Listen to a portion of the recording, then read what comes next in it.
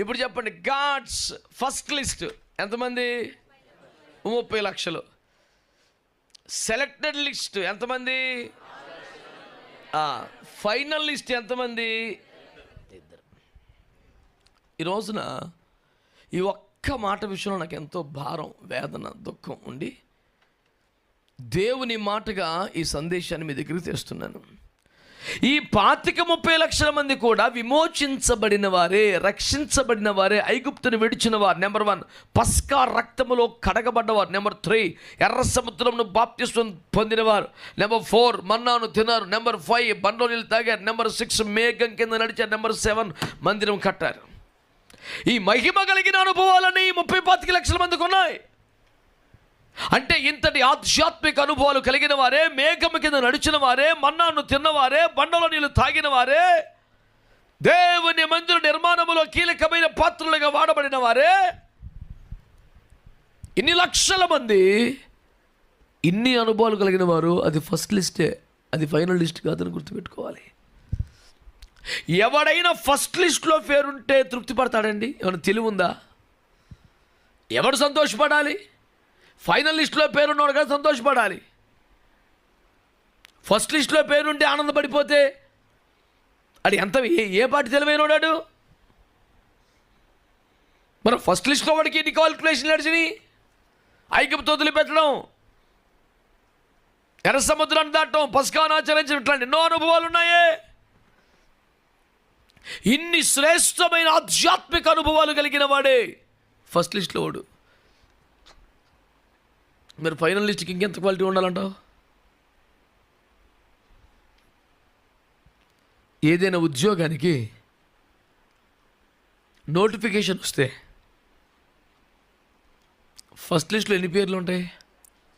లక్షలు. అందుకని అప్లై చేసిన ప్రతి ఒక్కటి పేరు ఎంట్రీ చేయాలి కదా.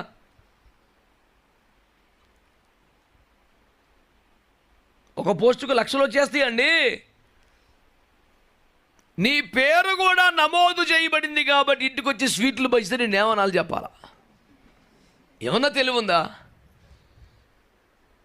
మారు మనసు పొందడం, బాప్తిస్మాన్ని పొందడం, సంఘములో చేర్చబడటం, దేవుని పనిలో కొద్ది గొప్ప పని చేయడం, ఇవన్నీ కూడా మొదటి లిస్టుకి మాత్రమే సరిపోయే అర్హతలు. గుర్తుపెట్టుకోండి దేవుని బిడ్డలారా.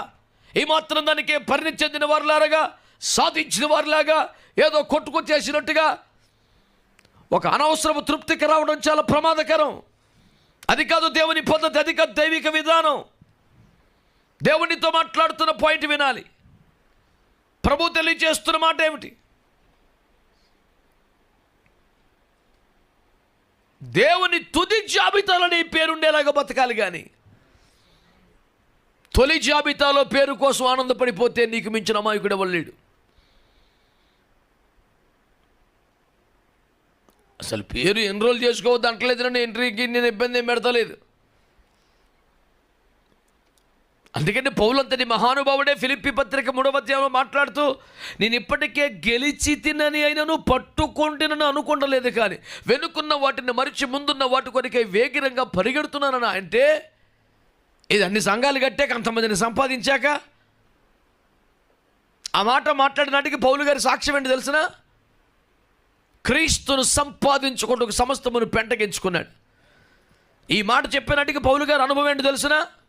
ఏవేమి లాభకరములు బట్టి నష్టంగా ఎంచుకున్నాడు. ఈ మాట చెప్పినట్టు కానీ ఆత్మీయ స్థితి అని తెలుసా? ఏ విధము చేతనైనా ఆయనను, ఆయన పునరుత్థాన బలమునెరుగు నిమిత్తము ఆయన శ్రమలలో పాలువాడుట ఏంటిదో తెలుసుకోవటానికి నేను అప్పగించుకున్నాను అంటాడు.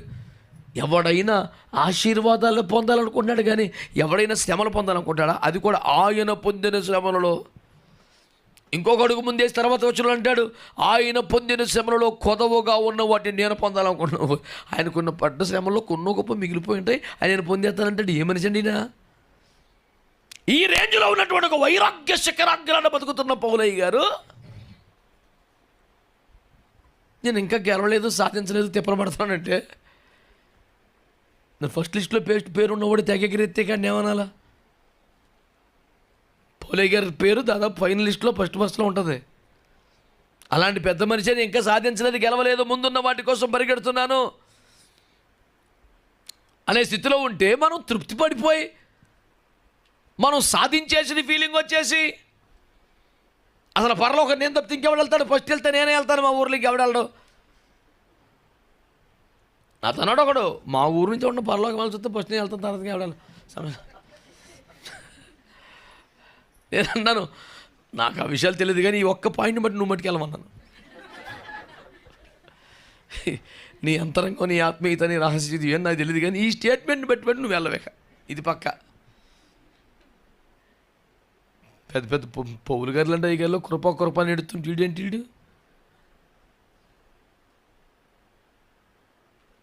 ఈ మేఘానికి ఒక బస్ స్టాప్ ఉన్నట్టు అక్కడ రెడీగా కూర్చేసి కూర్చున్నట్టు మాట్లాడతాడు వీడు.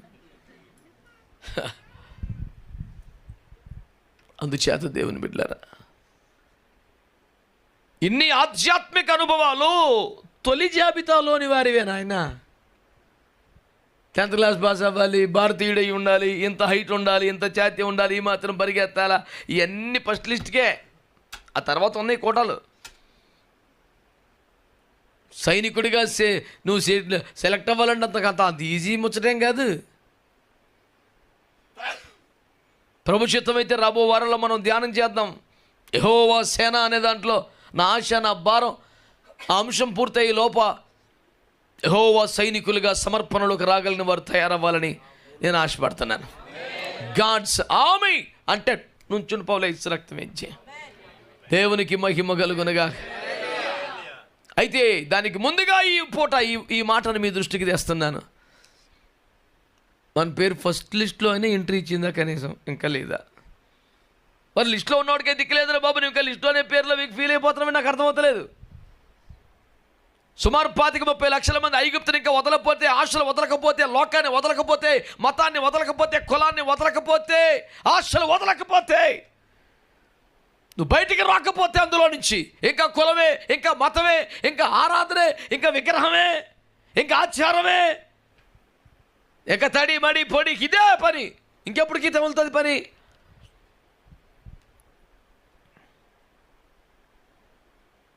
ఆశలు వీడినందున పడుతున్నావు, వదిలితేనే యువతలకు వస్తేనే. అంచేత make sure that your name is at least in the first list. అసలు ఫస్ట్ లిస్టులో నీ పేరు ఉన్నట్టు చూసుకో, ఫస్ట్ ఎంట్రీకి రా. అందులో పేరుంటేనే కదా తర్వాత నెక్స్ట్ లిస్ట్, ఫైనల్ లిస్టు.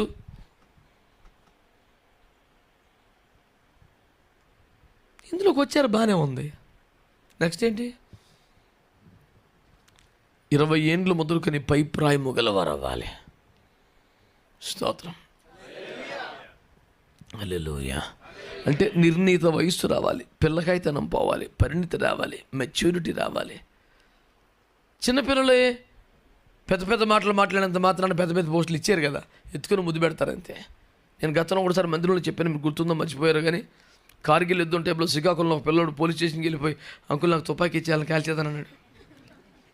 మీడియాలో టీవీ ఛానల్స్లో విస్తారంగా వచ్చింది. అప్పుడు ఆ పోలీస్ ఆయన ఆయన ఎత్తుకొని ముద్దు పెట్టి, మంచి చదువుకోకూడక, నువ్వు డిగ్రీ అయిపోయిన తర్వాత తప్పకుండా నీకు మిలిటరీలో ఉద్యోగం వచ్చేలా నేను ప్రయాసపడతాను అని మాటించి పంపించాడు. ఆడు 7 చేతన నాకు తుపాకీ ఇచ్చేయమని. అడిగి ఎందుకు ఇస్తాడు? చిన్నపిల్లాడు. ఆ రోషం, ఆ కసి, ఆ రక్తంలో ఉంటాను చూసి మురిసిపోతాం, సంతోషపడతాం, కానీ ఇవ్వం కదా. యెహోవా సేనగా బయలుదేరాలని ఆశ ఉంటే సరిపోదు, ఆ వయసు రావాలి. ఆత్మ సంబంధముగా పిల్లకాయ చేష్టలు, పిల్లకాయ బుద్ధులుండి. పౌలయ్య గారు ఏమన్నాడు 1 కొరింథీ 13లో? నేను పిల్లవాడినై ఉన్నప్పుడు పిల్లవాని వలె ప్రవర్తించింది, ఇప్పుడు పెద్దవాడిని అయ్యాను, ఇప్పుడు కొంచెం కుదురుగా పెద్ద పెద్ద మాటలు మాట్లాడుతున్నాను అన్నాడు. ధర్మశాస్త్రం సోపమని, మతమే బేభత్సమని, పిల్లకాయ మాటలు చాలా మాట్లాడాను నేను. ఇప్పుడు అర్థమైంది నాకు అంటాడు ఆయన. 6,03,550 మంది లెక్కించబడ్డటువంటి కాల్బలం సైన్యం, యెహోవా సేనగా లెక్కింపబడిన వారిలో వాగ్దాన దేశంలోకి చేరిన వారు ఎందరట? 2. నేను పేరు పెట్టిన 2 గాడ్స్ ఫైనల్ లిస్ట్లో ఉన్నవాళ్ళు. ఆమేన్. మిమ్మల్ని అడుగుతాను, దేవుని తుది జాబితాలో నీ పేరు ఉండాలని నీకు ఆశ ఉందా? ఆలోచించి మళ్ళీ వారిని చెప్పు, నువ్వు తెగ ఆలోచించేస్తున్నావు. దేవునికి స్తోత్రం. దేవుని తుది జాబితాలో నీ పేరు ఉండాలని నీ కోరిక ఉందా? ఏం తమాషా ప్రశ్న ఇది? దేవునికి ఇష్టలుగా ఉండలేదు కనుక, తినుటకును త్రాగుటకు అలవాటు పడిపోయారు కనుక, విగ్రహారాధనలో ధనాపేక్షలు పడిపోయారు కనుక, వ్యభిచారమనగా లోక స్నేహములో పడిపోయారు కనుక, దైవజనులతో వాదించడం ద్వారా దేవుని శోధించారు కనుక సత్యనాలందరూ. ఫైనల్ ఇంకోటి పేరుని చదివి 10వ వచనం. మీరు సణుగకుడి, వారిలో కొందరు సణిగి కొంతమంది అండి లోకాన్ని స్నేహించరు, ధనాపేక్ష కలిగి ఉండరు, తిండిపోతుడుగా కూడా తాగుబోతుడు కూడా బతకడు, అన్నీ బాగుంటాయి. కాకపోతే సనుగుడండి బాబు. అడిగేం చెప్పినా సనుగుడే, సనుగుతానే ఉంటాడు ఎప్పుడు. దేనికి సమ్మతించడు, దేనికి లోబడ్డు, దేనికి అప్పగించడు. ఏంటో మరి పాస్ట్ గారు ఈ మధ్య అయ్యి బాబా ఇంకే నేను మరి నన్ను గురించి చెప్తున్నానండి ఈ మధ్య డేటింగ్ ఇంకా నేనండి టార్గెట్ అయిపోయానండి. సనిగి నశించిరి. ఆడు పాపం వ్యభిచరించినోడు కాదు, ఆడు విగ్రహారం చేసినోడు కాదు, ఈ సనుగుడు చూడు పోయాడు. ఇన్ని కారణాలతో బ్యాచిపోయి ఇద్దరు మిగిలారు. దేవుని తుది జాబితాలో గాడ్స్ ఫైనల్ లిస్ట్లో నీ పేరు ఉండాలంటే ఈ లేకుండా చూసుకో. దేవుని కృపను ఐగుప్తులోంచి బయటకు వచ్చావు, మారు మనసు పొందావు, రక్షించబడ్డావు, ఫస్ట్ లిస్ట్లో పేరు వచ్చింది. కొంతమందికి అగ్ని యెహోవా సేనగా వచ్చే స్థాయి కూడా వచ్చేసింది. కానీ ఆ 30 లక్షలు, ఈ 6 లక్షలు ఫైనల్ లిస్ట్లో కారణం ఏంటంటారు? దేవునికి ఇష్టలుగా ఉండలేదు, తిని త్రాగుటూ అనే చెడ్డ వాటిని ఆశించారు, ధనాపేక్షణ విగ్రహారాధనలో ఉన్నారు, లోక స్నేహం అనే వ్యభిచారంలో ఉన్నారు, దైవజనులతో వాదించడం ద్వారా ప్రభువుని శోధించారు, గద్దింపును హెచ్చరికను ఖండించినప్పుడు యాక్సెప్ట్ చేయకుండా సనిగారు. కారణంగా వాళ్ళంతా నశించిపోయారు. ఈ 6 గండాలు తప్పించుకుంటే దేవుని తుది జాబితాలో నీ పేరు ఉంటుంది. దాన్ని గురిగా పెట్టుకొని బ్రతకాలి, భక్తి చేయాలి, ప్రయాసపడాలి. ఆ కృప దేవుడు మనందరికీ అనుగ్రహించునుగాక. ప్రార్థన.